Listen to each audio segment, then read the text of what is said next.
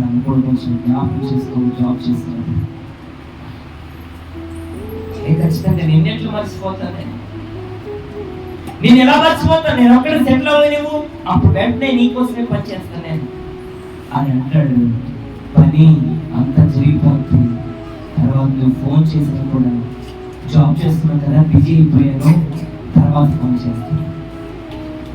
ఇప్పుడు పనులు ఎక్కువైపోయాయి కదా, నేను నీతో మాట్లాడి తర్వాత చేస్తాను చెప్తాను. ఏమన్నాడు ముద్ద? నేను సెటిల్ అవ్వలేని నువ్వు సెట్ చేస్తానన్న మనుషులు సెటిల్ అయిన తర్వాత నేను సెట్ చేయడానికి వాళ్ళ మీద ఆశలు పెట్టుకొని నీకు మూడు మారిపోతున్నావు, ఎండిపోతున్నావు.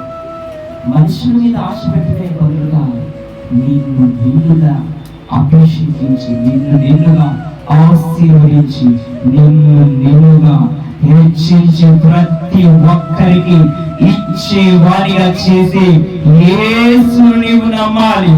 ఆమేన్.